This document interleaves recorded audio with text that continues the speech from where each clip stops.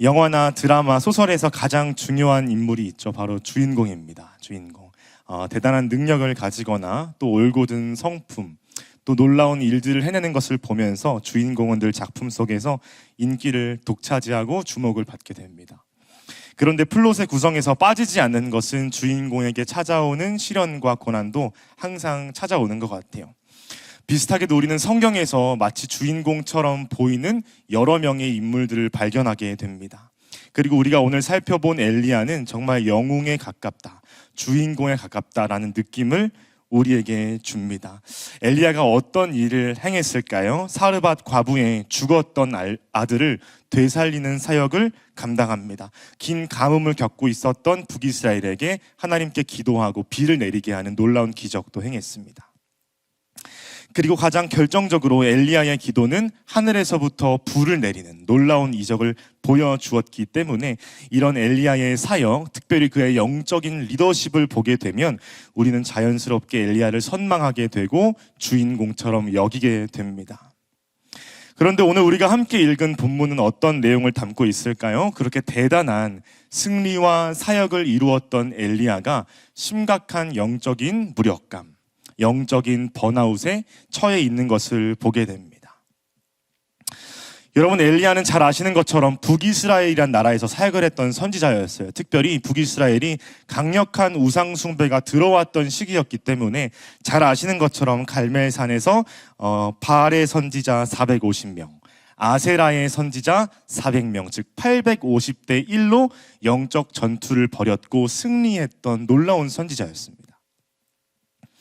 정말 놀라운 사역을 성공시켰지만 곧바로 그에게 찾아오는 상황은 다름 아닌 고난과 어려움이었어요. 당시 북이스라엘의 왕비였던 이세벨이라고 하는 사람이 이 엘리야의 사역과 개혁을 아주 안이꼽게 보았습니다. 그래서 서신을 보내서 네가 죽였던 이방의 선지자들처럼 너의 생명을 앗아가겠다, 이렇게 협박하고 엘리야를 뒤쫓고 있었던 상황입니다.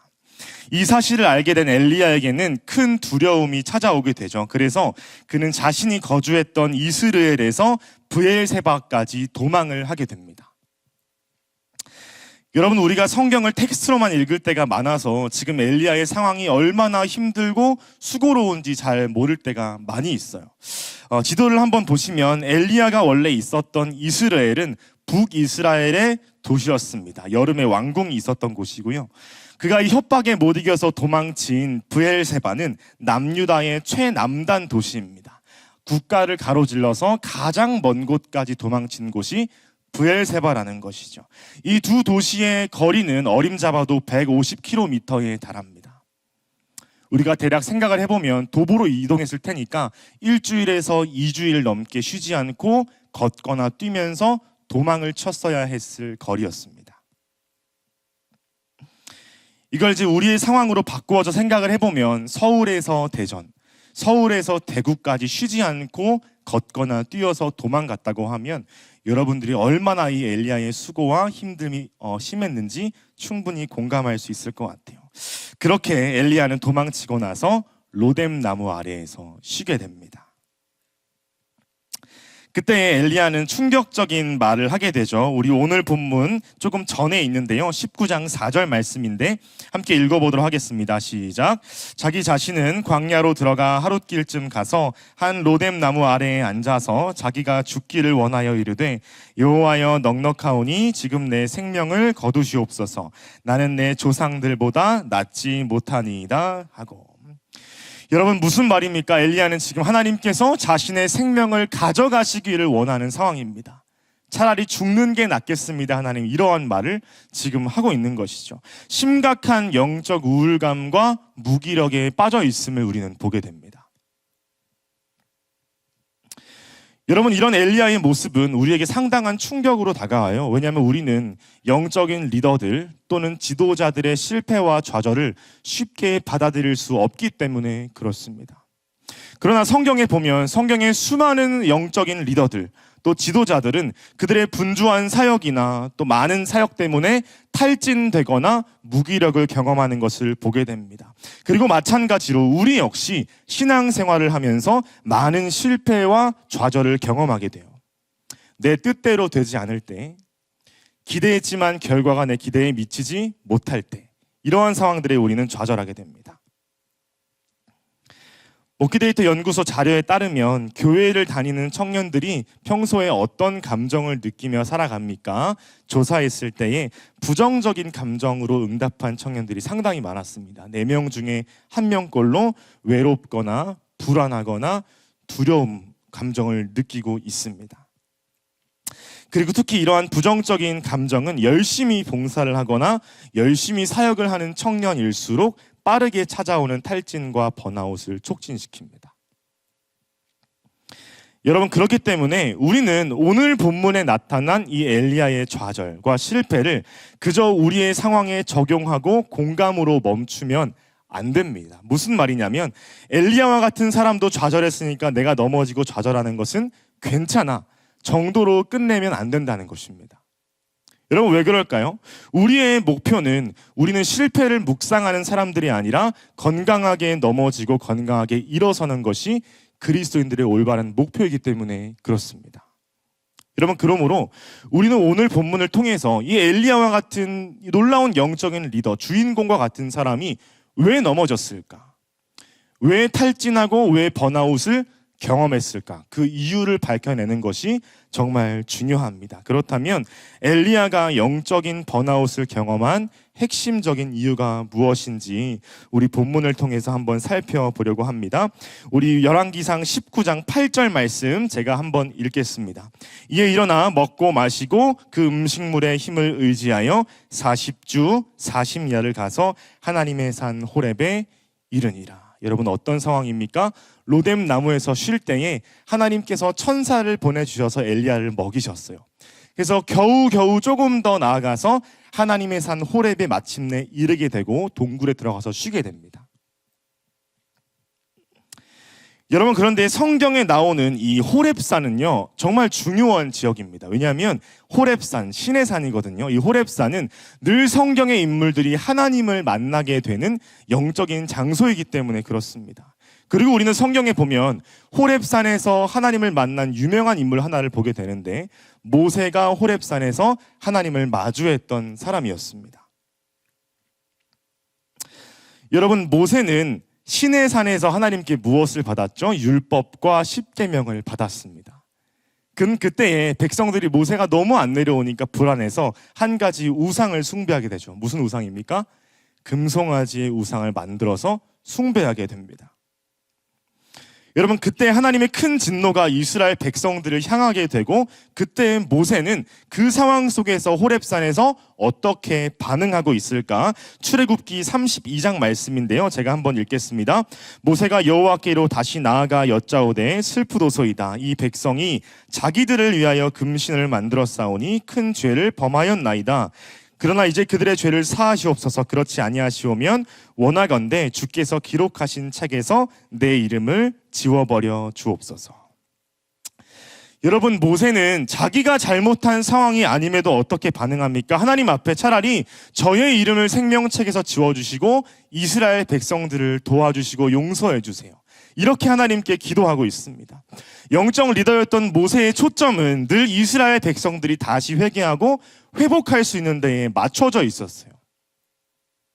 그런데 동일한 장소, 즉 호렙산에서 하나님을 만났던 엘리야는 어떻게 반응합니까? 열왕기상 19장 9절부터 10절 말씀인데요, 우리 함께 읽어보도록 하겠습니다. 시작.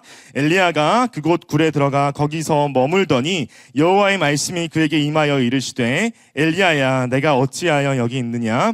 그가 대답하되 내가 만군의 하나님 여호와께 열심히 유별하오니 이는 이스라엘 자손이 주의 언약을 버리고 주의 제단을 헐며 칼로 주의 선지자들을 죽였음이오며 오직 나만 남았거늘 그들이 내 생명을 찾아 빼앗으려 하나이다.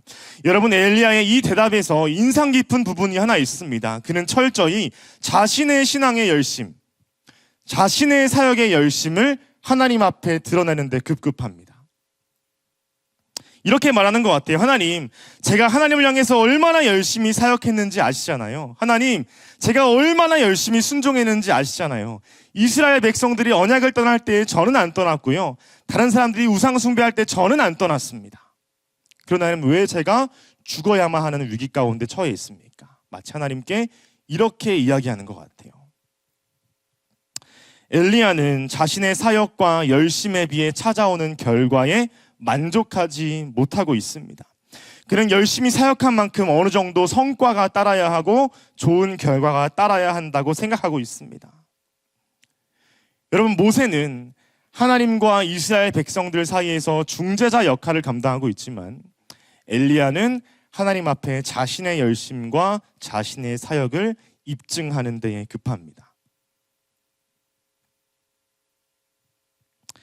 오늘 본문에 보면 10절과 14절에서 엘리야는 자신의 열심이 유별나다, 나의 열심이 특별하다, 이러한 구절을 반복하고 있습니다. 그만큼 엘리야에게 내세우기 원했던 것은 자신의 수고와 자신의 열심이라는 것이죠. 정리하면 엘리야의 영적 번아웃을 촉진시켰던 핵심적인 문제는 무엇입니까? 그의 자기중심적인 자기 사역을 내세우는 마음이었다는 거예요. 존 올리의 책 열왕기 하나님이 여기 계시다라는 책에 보면 엘리야의 탈진과 번아웃을 촉진시킨 이유가 다름 아닌 그의 마음의 문제라고 잘 정리하고 있습니다. 한번 인용하겠습니다.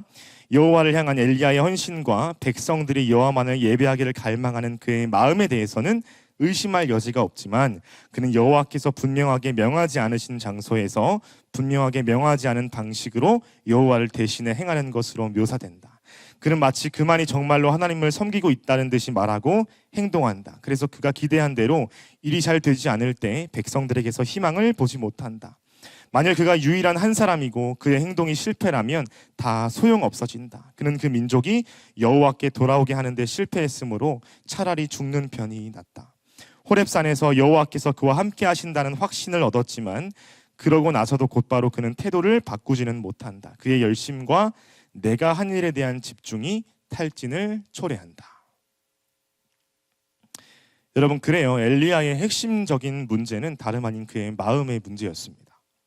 나 자신에 집중하는 마음은 곧 우리를 금방 지치게 만들고 소진되게 만들기 때문입니다. 사랑하는 청년 여러분, 혹시 이곳 가운데 지친 몸과 또 마음을 이끌고 예배의 자리에 나오신 분이 있습니까? 지금 예배를 드린 여러분들의 마음은 어떤 상태에 놓여 계십니까? 제가 오늘 예배를 준비하면서 날짜를 보니까 11월의 마지막 날이더라고요. 내일이면 12월, 이제 마지막 달을 맞이하잖아요. 연말은 분명 우리 기독교인들에게 되게 즐겁고 감사한 시간이 되어야 하는데 이 연말만 되면 유독 힘들고 지치고 숨이 턱턱 막히는 느낌을 받는 그리스도인들이 분명히 있습니다. 한 해 동안 열심히 달려오고 열심히 사역하고 열심히 예배했던 우리에게 어느새 연말은 영적인 번아웃을 경험할 수 있는 시기예요. 혹시 여러분 가운데 이러한 생각을 하시는 분이 있나요? 내가 이만큼 열심히 사역했으니, 내가 이만큼 열심히 예배했으니 하나님께서 이 정도의 결과물은 주실 거야. 하나님께서 이 정도의 길은 열어주실 거야. 이런 마음을 갖고 있다면 그 자기 중심적인 태도는 늘 우리를 탈진시키고 번아웃을 촉진시킵니다.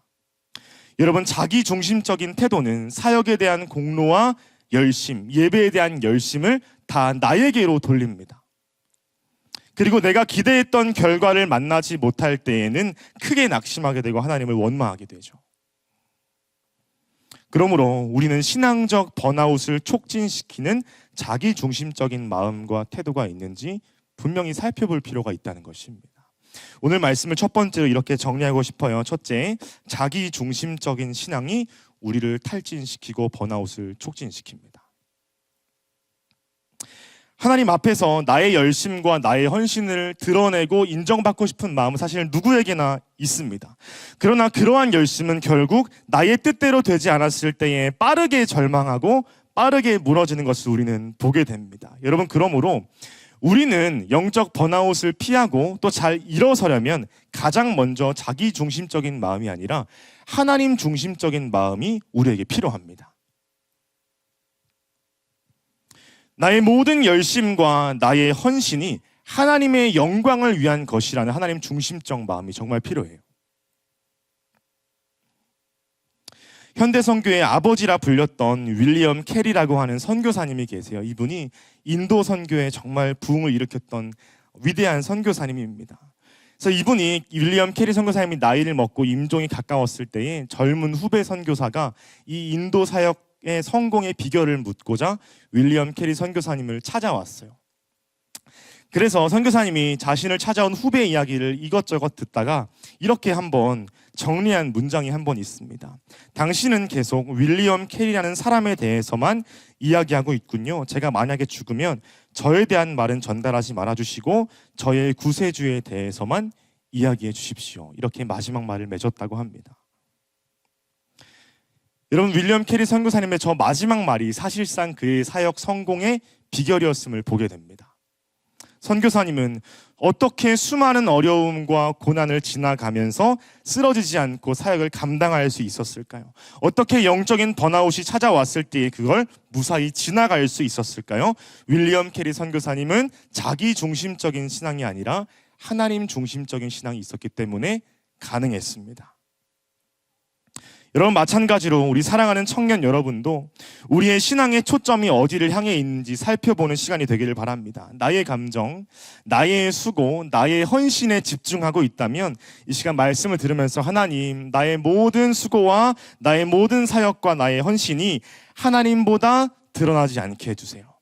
하나님보다 중심되지 않게 해주세요. 라는 겸손한 고백으로 바뀌어가는 여러분 되기를 간절히 소망합니다. 여러분, 이처럼 지금까지 엘리야의 영적인 번아웃은 다름 아닌 그의 자기중심적 태도에서 기인됐다고 말씀을 드렸습니다. 여러분, 그러면 그렇게 지쳐 쓰러졌던 엘리야에게 하나님께서는 어떻게 하실까요? 하나님은 우리 오늘 본문 11절과 12절인데요. 우리 함께 같이 읽어보도록 하겠습니다. 시작.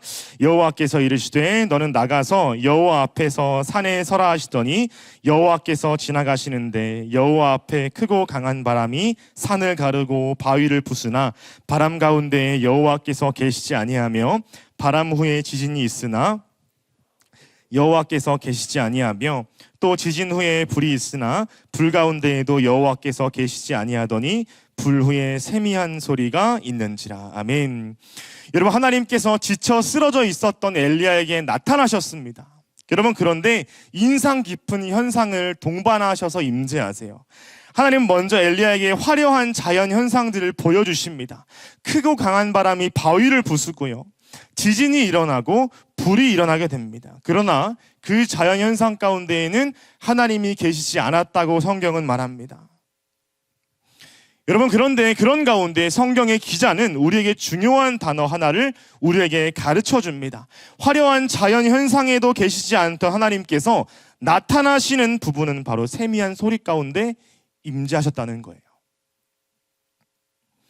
여러분, 여기서 말하는 세미한 소리를 원어를 문맥에 맞게 번역을 하면 부드러운 속삭임, 세밀한 음성, 이렇게 번역할 수 있습니다. 여러분, 이게 무슨 말입니까? 하나님은 지금 의도적으로 조용하게 개인적으로 속삭이듯이 엘리야에게 임하셨다라는 거예요. 우리 엘리야의 사역을 한번 상상해 보시죠. 엘리야 어떤 사람이었습니까? 기도하면 불이 하늘에서 내려옵니다. 기도하면 가뭄이 그치는 비를 내릴 수 있는 사람이었습니다. 죽었던 사람을 부활시키는 사람이었어요. 여러분, 엘리야에게 하나님을 경험하는 시간은 늘 놀라운 자연현상과 놀라운 기적과 같은 시간이었습니다. 여러분, 그러나 이번에는 하나님께서 다르게 엘리야에게 등장하십니다. 화려한 자연현상이 아니라, 놀라운 기적과 이적의 순간이 아니라 그저 부드럽고 조용한 주님의 음성으로 엘리야에게 말씀하십니다. 여러분, 마치 주님이 이렇게 말씀하시는 것 같아요. 엘리야야, 내가 늘 화려하고 신비로운 기적의 상황에서만 너를 만나는 줄 알았니? 나는 이렇게 개인적인 조용한 시간에도 너를 만날 수 있단다. 하나님은 이렇게 엘리야에게 알려주시는 것 같아요. 여러분, 우리도 어쩌면 하나님을 만나는 자리를 오해하고 있을지 모르겠습니다.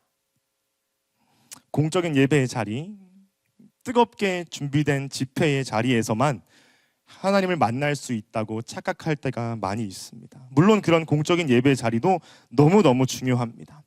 여러분, 그러나 만약 우리가 신앙적인 번아웃과 신앙적인 탈진을 경험한다면 우리에게 가장 먼저 필요한 것은 하나님을 은밀히 만나는 개인적인 시간인 줄 믿습니다. 여러분들의 조용하고 개인적인 일상 속에서 하나님은 다양한 방법으로 만나주시고 말씀해 주십니다. 자기 전에 주의 말씀을 잠깐 읽고 묵상할 때에, 아무도 없는 곳에서 혼자 기도하고 눈물을 흘릴 때에, 마음이 괴로워 혼자 찬양을 듣고 부르며 하나님 앞에 기도할 때에, 여러분, 하나님은 그런 개인적인 시간을 통해서 우리를 만나주시고 다시 세워주시는 분이라는 거예요. 설교의 황태자라고 불렸던 찰스 스펄전 목사님도 심각한 영적인 무기력함과 우울증에 빠졌던 사람이었습니다. 특히 여러 가지 안 좋은 상황들을 겹치게 경험하면서 목사님에게는 좀 트라우마와 영적인 우울증이 아주 심하게 찾아왔어요. 그런데 그랬던 스펄전 목사님에게 붙들고 세워주었던 것은 다름 아닌 하나님의 말씀 한 구절이었습니다. 한 구절. 특히 목사님은 우울증이 아주 심하게 찾아오는 밤이면 다른 책을 읽거나 다른 취미 생활을 하지 않았다고 합니다. 목사님은 늘 말씀 한 구절을 깊게 오래 묵상하는 시간을 들였어요. 목사님의 우울증이 가장 심했을 때에 많이 묵상했던 구절이 시편 42편 11절 말씀입니다. 내 영혼아, 내가 어찌하여 낙심하며 어찌하여 내 속에서 불안해하는가. 너는 하나님께 소망을 두라. 나는 그가 나타나 도우심으로 말미암아 내 하나님을 여전히 찬송하리로다. 이 구절 하나를 묵상하고 반복적으로 읽는데 하나님께서 만나주시고 치유하시는 역사를 경험케 하셨습니다. 이 구절 때문에 목사님은 깊은 우울감과 낙심에서 빠져나올 수 있게 되었고 다시 사역을 감당할 수 있는 힘을 얻었습니다. 스펄전 목사님이 나중에 자신의 책에서 우울증을 심하게 겪었던 자신의 일상을 이렇게 정리했습니다. 어두운 시기에 성경은 영혼의 가장 좋은 위로다. 묵상은 절망을 몰아내고 믿음을 되살리는 하나님의 방법이다. 그러므로 성경을 여러 장 서둘러서 읽는 것보다 성경 한 구절의 묵상이 더 낫다. 하나님 말씀은 상한 마음을 치유한다. 사랑하는 청년 여러분, 이곳 가운데 상한 심령으로 예배의 자리에 나오신 분 있습니까? 영혼의 낙심과 육체의 탈진을 경험하면서 예배의 자리로 오신 분 있나요? 혹은 여러 사역과 봉사로 몸과 마음이 지쳐있는 분이 있습니까? 여러분, 그런 모두에게 오늘 말씀은 우리에게 가장 정확한 해답을 내려주고 있습니다. 넘어진 우리를 다시 일으켜 세우는 것은 다른 데 있지 아니하고 오직 주의 말씀을 통한 세밀한 음성인 줄 믿습니다. 그러므로 오늘 말씀을 이렇게 두 번째로 좀 정리하고자 합니다. 둘째, 하나님의 부드러운 음성이, 하나님의 세밀한 음성이 우리를 다시 일으켜 세웁니다. 여러분, 다시 나의 신앙을 세우고자 결단하는 분이 있다면 오늘 말씀을 꼭 기억하시기 바랍니다. 그리고 일상 속에서 다시 하나님과의 개인적인 시간을 가장 먼저 확보하시기를 축복합니다.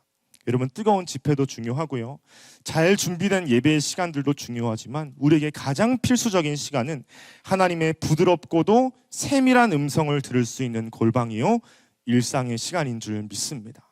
그러므로 오늘 말씀을 통해 다시 나에게 속삭이시는 그 하나님을 만나고 또 그분이 공급하시는 새로운 힘으로 감당하는, 사랑하는 모든 청년 여러분 되시기를 간절히 소망합니다. 말씀을 맺겠습니다. 여러분, 우리는 오늘 많은 사역과 상황들로 인해서 완전히 지쳐 나가떨어진 엘리야 한 사람을 보게 됩니다. 그는 하나님 앞에 차라리 죽여달라고 말할 만큼 심각한 영적인 우울감과 번아웃에 처해 있었습니다. 여러분, 그런데 본문은 우리에게 무엇을 가르칩니까? 그렇게 대단한 엘리야도 넘어졌으니 우리가 넘어져도 괜찮아 정도의 적용이 아닙니다. 오늘 말씀은 엘리야와 같은 큰 믿음의 사람이 왜 넘어졌고 어떻게 다시 일어섰는지에 대해서 우리를 가르치고 있습니다. 여러분, 엘리야는 자기의 열심과 자기 사역에 대한 생각이 많았던 사람이에요. 오직 자신만이 하나님을 올바르게 섬기고 있다는 교만한 마음도 그의 안에 있었습니다. 여러분, 그렇기 때문에 그에게 필요한 것은 하나님과의 조용한 만남이고 하나님과의 개인적인 만남이었습니다. 화려한 불과 지진이 아니라 조용한 시간 속에서 부드럽게 말씀하시는 하나님의 음성만이 엘리야의 유일한 회복 가능성이었습니다. 저는 이 엘리야의 이야기를 접할 때마다 또 한 명의 성경 인물이 늘 떠오릅니다. 예수님의 가장 사랑을 받았던 제자, 예수님을 가장 사랑했던 제자 베드로의 이야기가 항상 생각이 나요. 여러분, 베드로만큼 예수님을 사랑했던 사람이 있을까요? 베드로만큼 예수님의 사랑을 받았던 사람이 있겠습니까? 그는 열정과 열심의 대명사로 제자들 가운데 있었습니다. 그러나 그랬던 베드로에게 큰 낙심하는 사건이 찾아오죠. 잘 아시는 것처럼 예수님 믿는다는 사실에 피해를 입을까 봐 예수님을 부인하게 됩니다. 베드로는 그 자책감 때문에 큰 낙심과 좌절을 경험하고 다시 자신의 마을로 돌아가 예수님을 떠나게 됩니다. 여러분, 그렇게 무너졌던 베드로에게 예수님께서 다시 찾아오시지 않습니까? 예수님은 대단한 설교 현장에 많은 무리가 모이는 예배 시간에 베드로를 만나주지 않으세요. 예수님은 놀라운 기적과 이적을 행하는 순간에 베드로를 만나주시지 않습니다. 언제 만나십니까? 아침 먹는 시간에 개인적인 해변가에서 베드로를 만나시고 네가 나를 사랑하느냐? 그 따스한 음성으로 베드로를 일으켜 세우십니다. 여러분, 큰 실패와 무너짐을 경험했던 베드로에게도, 큰 영적인 번아웃과 낙심을 경험한 엘리야에게도 가장 필요했던 것은 주님의 부드러운 음성이요, 개인적인 교제의 시간이었습니다. 여러분, 마찬가지인 것 같아요. 우리의 신앙생활 가운데 엘리야와 같은 번아웃이 찾아올 수 있습니다. 우리는 신앙생활 가운데 베드로와 같은 자책과 죄책감이 있을 수 있어요. 그러나 그때마다 우리를 다시 세우는 것은 하나님의 음성이요 주의 사랑의 말씀인 줄 믿습니다. 필라의 큰 목사님의 그들도 우리처럼 괴로워했다 책에 보면요, 엘리야의 이야기가 우리를 향한 하나님의 메시지라고 분명히 가르치거든요. 인용하고 설교를 좀 마무리하고자 합니다. 하나님은 엘리야를 버리지 않으셨다. 그의 인생에서 가장 어둡고 외로웠던 순간에 엘리야와 함께 계셨다. 하나님은 엘리야가 산 꼭대기에서 말씀을 선포했을 때 사랑하셨던 것만큼이나 로뎀나무 아래에서 죽기 바랄 때도 사랑하셨다. 그러므로 내적 갈등이 생기는 모든 순간에 다음에 교훈을 새기라. 하나님은 더할 나위 없이 당신을 사랑하신다.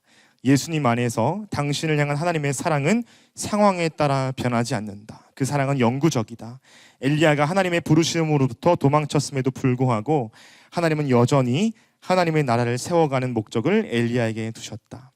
우리의 인생도 그렇다. 오늘 우리가 아무리 낙심해 있어도 하나님은 여전히 우리 미래에 대한 밝은 계획을 갖고 계시다. 사랑하는 여러분, 하나님, 우리가 낙심해 있어도 번아웃이 찾아와서 주저앉아 있어도 여전히 우리를 사랑하시고 그분의 말씀으로 다시 일으켜 세우실 줄 믿습니다. 오늘 말씀을 통해 다시 한번 주의 부드러운 음성을 간구하고 경험하며 다시 하나님 앞에 일어나 회복하는 우리 모든 청년부 여러분 되시기를 간절히 소망합니다.